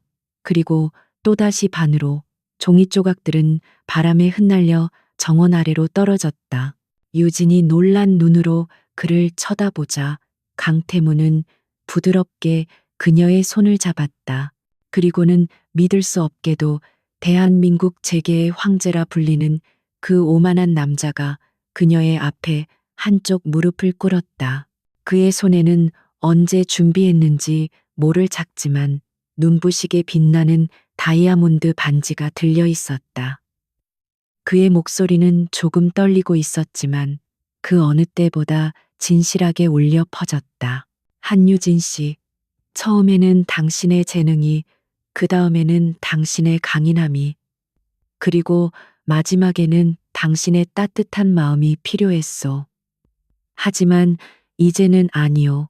나는 당신이라는 사람 그 자체가 필요하오. 그는 유진의 눈을 똑바로 바라보며 말을 이었다. 당신은 나의 얼어붙었던 세상을 녹여주었고, 나에게 진짜 행복이 무엇인지 가르쳐 주었소. 그러니 이제 계약이 아닌 내 진짜 마음으로 당신에게 묻고 싶소. 나와 결혼해 주겠소. 평생 당신을 세상에서 가장 귀한 공주처럼 아끼고 사랑하며 살겠소. 유진의 눈에서 뜨거운 눈물이 뺨을 타고 흘러내렸다. 이것은 그녀가 평생 꿈꿔왔지만 단 한 번도 기대하지 못했던 순간이었다. 그녀는 더 이상 버려진 소녀가 아니었다. 그녀는 세상에서 가장 소중한 사랑을 받고 있는 여자였다. 그녀는 눈물 속에서 환하게 웃으며 고개를 끄덕였다. 네, 좋아요. 그녀의 대답에 강태무의 얼굴에 비로소 안도와 기쁨의 미소가 번졌다. 그는 일어나 그녀를 자신의 품에 가득 안았고 두 사람은 노을빛 아래서 오랫동안 서로의 온기를 나누었다. 1년 후 명동의 중심에는 과거와 미래가 공존하는 아름다운 랜드마크가 그 위용을 드러냈다. 한유진의 설계안은 단순한 건물을 넘어 서울이라는 도시의 새로운 심장이자 자부심이 되었다. 그녀는 이제 은성그룹의 부사장이자 독립적인 건축 스튜디오를 이끄는 대한민국 최고의 건축가로 자리매김했다. 사람들은 더 이상 그녀를 강태무의 아내라고 부르지 않았다.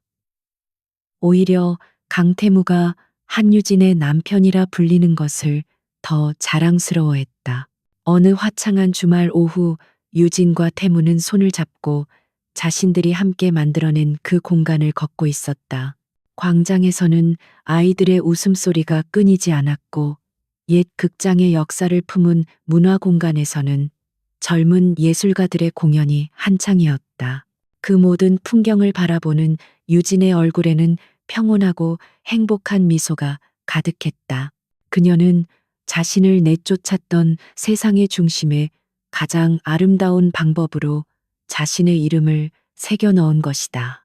태무가 그녀의 어깨를 감싸 안으며 나지막이 속삭였다. 행복하오. 유진은 그의 품에 살며시 기대며 대답했다. 네, 당신과 함께라서요. 그녀는 더 이상 과거의 상처에 아파하지 않았다. 그녀는 자신의 힘으로 운명을 개척했고 가장 완벽한 사랑을 쟁취했다. 차가운 겨울밤 모든 것을 잃고 길 위에서 시작되었던 그녀의 이야기는 이제 가장 눈부시고 따뜻한 해피엔딩을 맞이하고 있었다. 두 사람은 서로를 마주보며 미소 지었다. 그들의 사랑은 이제 막 지어지기 시작한 가장 견고하고 아름다운 건축물처럼 영원히 그 자리에 빛날 것이었다.